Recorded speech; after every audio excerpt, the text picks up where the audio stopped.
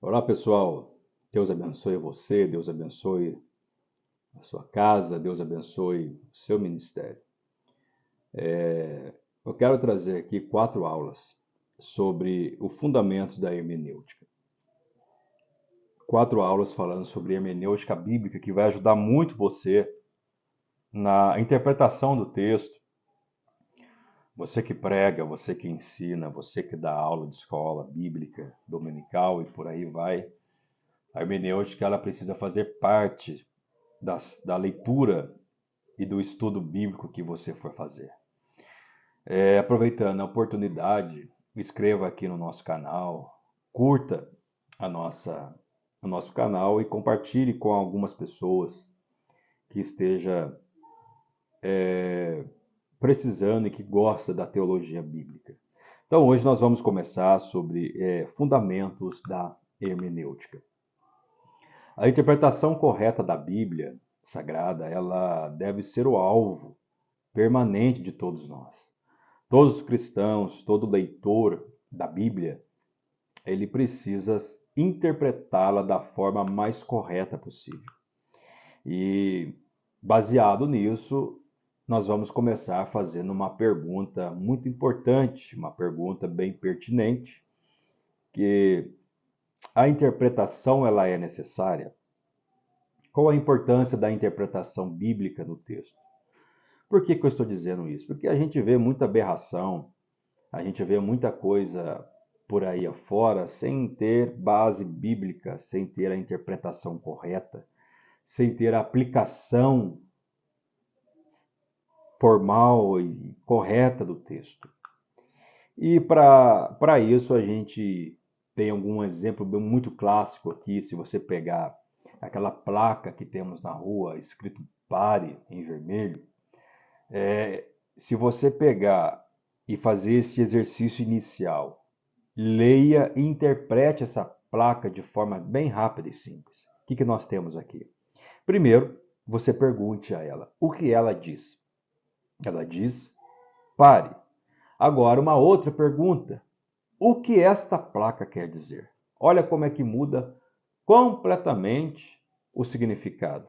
Primeiro, você pergunta o que ela diz. Pare. E o que ela quer dizer? Ela quer dizer atenção.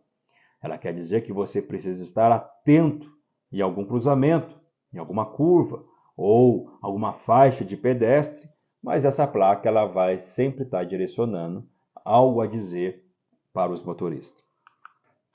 Baseado nisso, nós precisamos fazer alguma interpretação. Por exemplo, o que é a hermenêutica? A hermenêutica ela vem do vocábulo grego hermeneutikos. Essa palavra hermeneutikos significa interpretação.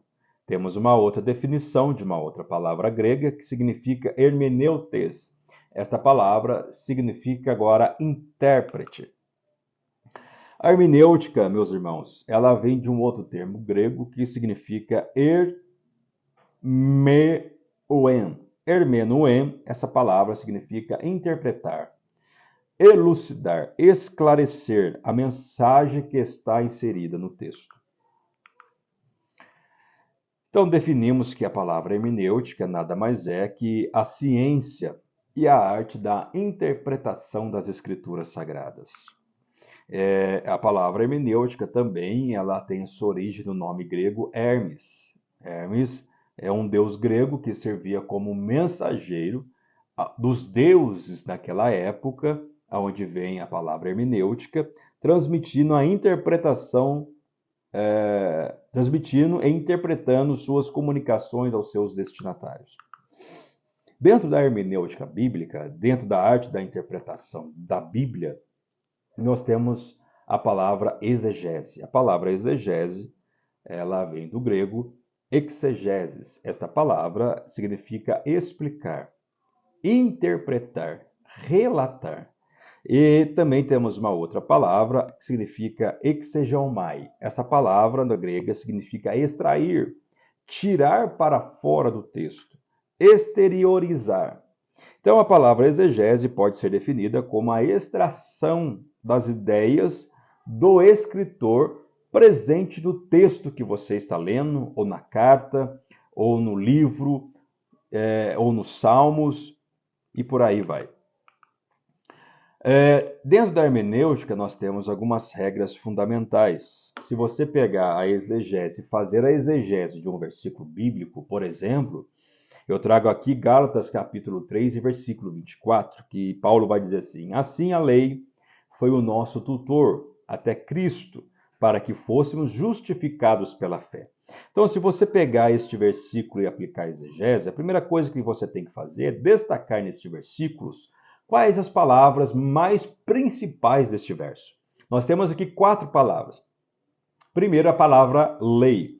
A palavra lei aqui é a lei moral, é os 10 mandamentos, é o decálogo.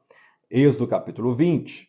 Escritos também pelo próprio dedo de Deus. Êxodo capítulo 31 e versículo 18.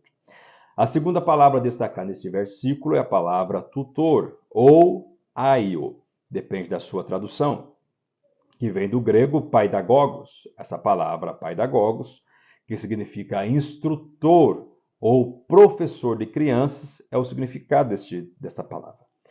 A outra palavra a destacar no texto, neste versículo lido, é a palavra justificados. Justificados é a palavra que ninguém será justificado diante dele pelas obras da lei. Romanos capítulo 3, versículo 20. A justificação, ela é o quê? Ela é recebida pela fé e provida pela graça e confirmada pela obediência da fé. Romanos 3, 31. E a última palavra a destacar neste versículo é a palavra fé. Fé é estar plenamente convicto que Cristo pode realizar todas as suas promessas em nossas vidas. Romanos capítulo 4 e versículo 21.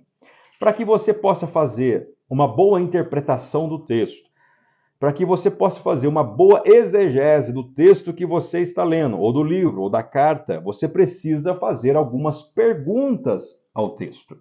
Você precisa perguntar ao texto. Que perguntas são essas?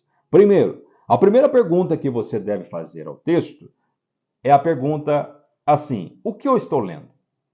Que tipo de coisa, de literatura, de carta eu estou lendo?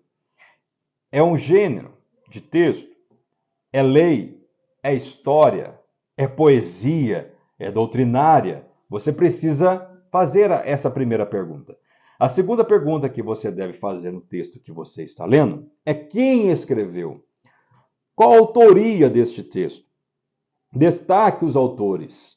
Se houver, é claro. Por exemplo, o escritor aos Hebreus, não temos o autor, mas você pode fazer uma breve introdução da carta aos Hebreus.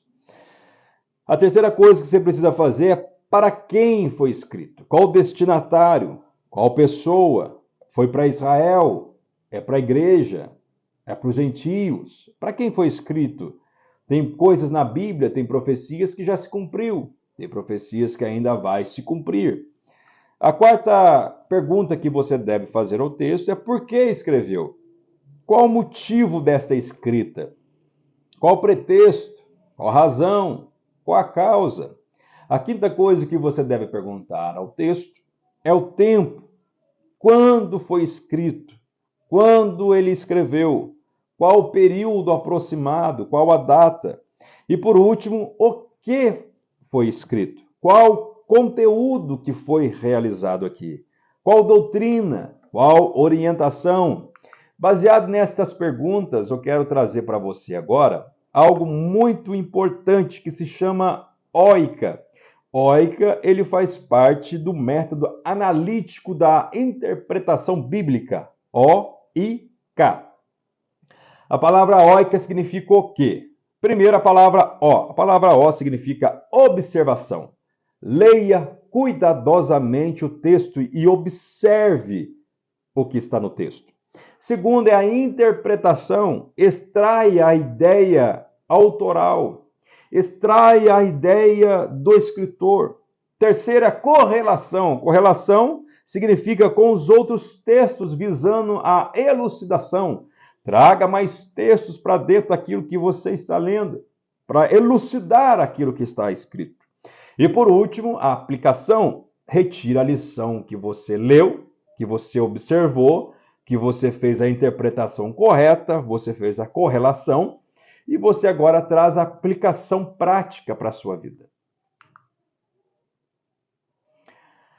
Precisamos também, após o OICA, entender o valor e a necessidade da hermenêutica bíblica. Por quê, meus irmãos? É de suma importância e de valor estimado cada estudante da Bíblia conhecer textos sagrados e seus verdadeiros objetivos. Por quê? Como eu sempre gosto de dizer na igreja na qual estou pastoreando, o que tem de aberração por aí, principalmente nos cultos de ensino, a gente aborda isso. O que tem de aberração, a pessoa lê o texto, esquece do texto, vai embora do texto, lê o texto e não fala nada no texto, não aplica nada do que leu. Então, a necessidade da hermenêutica bíblica no século que nós estamos vivendo e nos dias atuais é de suma importância. Nós temos que ter esse valor na nossa mente. Primeiro, porque este valor é que vai fazer com que você seja uma pessoa rica no conhecimento da Escritura. A primeira coisa que nós temos aqui nesse valor de necessidade é o problema da distância da linguística. É um aspecto que nos diferencia dos povos bíblicos. É a forma de falar e a forma também de escrever. A Bíblia foi escrita em hebraico, em aramaico e também na língua grega. Você precisa conhecer pelo menos um pouquinho do grego, pesquisar palavras, textos nos originais, para você entender a linguagem que a Bíblia foi escrita. Outra coisa também é o problema da diferença literária. É outro fator que merece atenção no exercício da interpretação bíblica, que difere o modo da escrita dos tempos bíblicos, da escrita do mundo ocidental e também do mundo moderno. Então, para nós compreendermos a Bíblia, você grave na sua mente que ela foi escrita em grego, em hebraico e aramaico. Uma regra fundamental para a interpretação bíblica é que a Escritura é explicada pela própria Escritura, ou seja, a Bíblia em si é a sua própria intérprete. Então, quando você pergunta ao texto, o texto responde para você. Não é aquilo que você acha, não é aquilo que eu acho, não é aquilo que eu penso, não é aquilo que você pensa. A Bíblia interpreta a própria Bíblia. Aí está entre a incredulidade versus a humildade. Ou você acredita ou você não é humilde o suficiente para isso. Alguns processos de transmissão da hermenêutica bíblica, temos aqui algumas etapas. Primeiro, a revelação. A revelação é o que o profeta recebe de Deus. A inspiração é o que o profeta escreveu. E temos a iluminação, que é a nossa compreensão. Então nós temos a revelação, é aquilo que os profetas, é aquilo que os apóstolos deixou escrito e receberam de Deus. A inspiração é a que eles escreveram, a iluminação é a nossa compreensão correta das Escrituras. Outra coisa que nós devemos destacar nesta aula aqui é que, deixa eu correr aqui,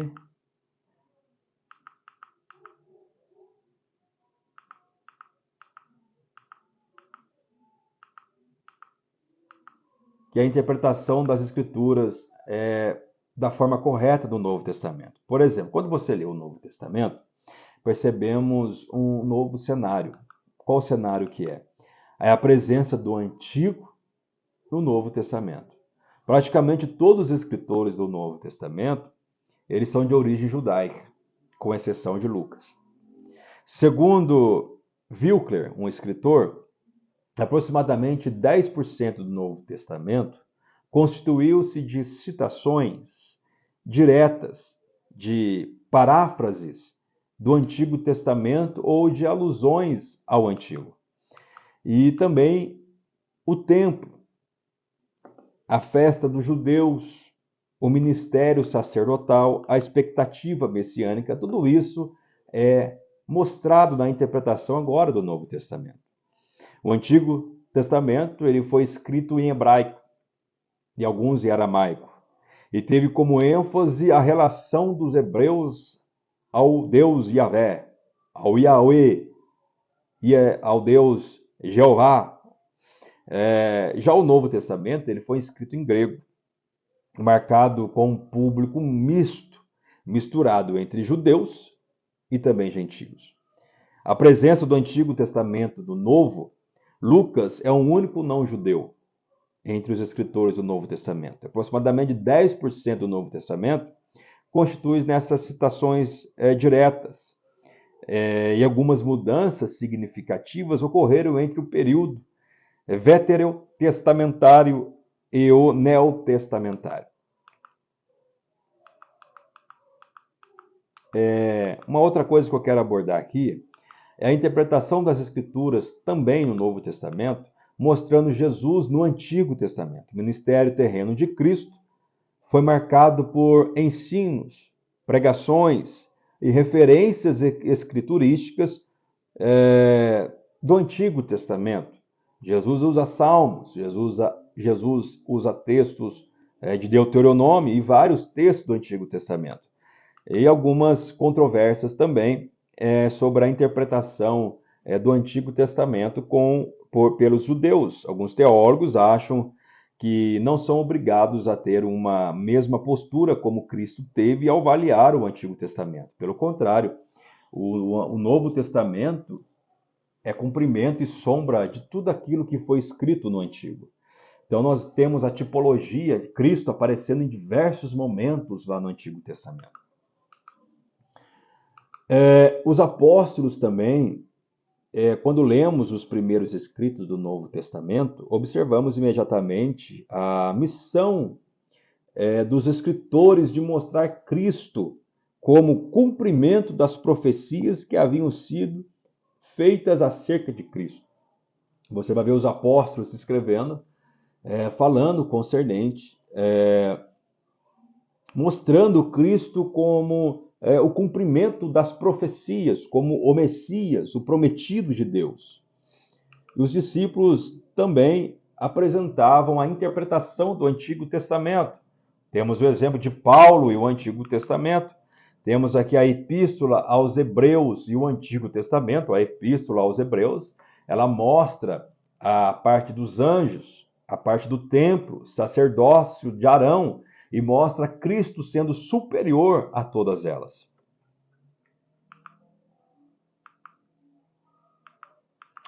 Temos também aqui algumas controvérsias, meus irmãos, sobre a interpretação do Antigo Testamento pelos apóstolos. Alguns eruditos acreditam e têm observado detalhes nas citações nos textos do Novo Testamento que levaram eles a alguns questionamentos. Há quem afirma que os escritores do Novo Testamento parecem usar partes do Antigo Testamento de forma arbitrária, em certos pontos, até mesmo alertando o seu sentido original do texto. Baseado nos apóstolos no Antigo Testamento, eles apresentam o quê? Cristo, a realização das profecias como o Messias. Essa é a intenção dos escritores.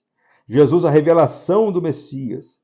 Realce das pregações da era apostólica. Você vai ver em Atos dos Apóstolos, eles sempre afirmando e afirmando Cristo que vocês mataram, o Cristo que ressurgiu dentre os mortos. É Ele que está fazendo esta obra. Então, meus irmãos, nós temos aqui esses métodos de interpretação importantíssimos. E depois nós terminamos aqui, nessa última parte, que é a hermenêutica bíblica na história da igreja. Nós temos aqui da patrística até a reforma protestante. No fim do primeiro século, por exemplo, todos os livros da Bíblia estavam escritos. As comunidades cristãs já utilizavam os textos como norma de fé, como regra. O período patrístico, pouco se sabe sobre a hermenêutica dos pais da igreja, que vieram no fim do primeiro século. No entanto, nós temos aqui vários dos seus escritos foram encontrados e pode-se perceber que eles utilizaram de diversas vezes textos, tanto do Antigo Testamento como textos do Novo Testamento, para reforçar suas exortações. Temos aqui, por exemplo, nós temos aqui a escola de Alexandria, nós temos aqui a escola de Antioquia, nós temos também aqui a escola ocidental. A hermenêutica baseada nos pais da igreja, na história da igreja, da patrística reforma, por volta do ano 100 depois de Cristo, todos os livros das escrituras sagradas estavam escritos e todos eram utilizados como regra de fé. A hermenêutica, meus amados, surgiu e serviu como parâmetro ao longo da história eclesiástica. Esse período patrístico no período dos pais da igreja, o desenvolvimento desses princípios hermenêuticos dependiam de três diferentes centros da vida da igreja. Primeiro, a escola de Alexandria, como eu disse, a escola de Antioquia da Síria e a escola ocidental. E para nós terminarmos aqui, a hermenêutica também é baseada na Reforma, na Idade Média. O fim da Idade Média foi marcado por profundas transformações na história, grandes perseguições. Na Renascença foi chamado, então, a atenção para a necessidade de recorrer aos textos originais, aos textos gregos e hebraicos. Nós temos aqui Martinho Lutero, que foi um grande reformador, nós temos João Calvino, entre outros que foram atrás dos textos originais e desenvolveram a hermenêutica bíblica adquirida nas escolas anteriores. E perdeu-se na Idade Média devido à profunda ignorância bíblica de muitos clérigos daquela época. E nós podemos citar aqui o maior teólogo, Tomás de Aquino. Além do sentido literal, ele defendeu o sentido espiritual, por Deus ser o autor da sua própria palavra e o seu maior intérprete.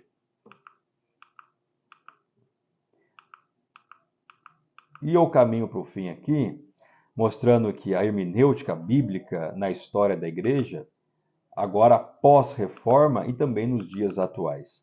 O impacto que a reforma teve protestante provocou ao mundo uma época e forçou a Igreja Católica a uma reação imediata. A Contra-Reforma, que aconteceu no Concílio de Trento. Esse período pós-reforma, embora a reforma tivesse resgatado os seus valores escriturísticos da interpretação histórico-gramatical bíblica, reafirmava a máxima de que a Escritura interpreta a própria Escritura. Isso dentro de um confessionalismo, o pietismo, racionalismo da época, né? Esse período sombrio, racional, a hermenêutica nos dias atuais, moderna, a crítica da Bíblia, ela alcançou uma dimensão jamais vista antes. Enquanto nos séculos anteriores, por exemplo, a autoria divina das Sagradas Escrituras, ela foi enfatizada. Agora, o foco era a sua autoria humana e as circunstâncias históricas que envolveram o desenvolvimento do texto bíblico. Nós temos aqui o liberalismo teológico, nós temos os neo-ortodoxos e nós temos também os fundamentalistas ou o fundamentalismo. Isso trouxe grandes coisas para dentro da igreja, como, por exemplo, os teólogos e líderes conservadores reagiram fortemente ao liberalismo teológico. E surgiu o fundamentalismo, que incentiva uma abordagem literal da Bíblia, como o livro sobrenatural que é. A tarefa do intérprete, meus irmãos, é tentar compreender mais plenamente o significado intencional dos escritores inspirados por Deus. Muitos estudiosos têm se dedicado a uma concepção ortodoxa bíblica, priorizando a interpretação gramatical, histórica, legados da escola de Antioquia e da Reforma Protestante.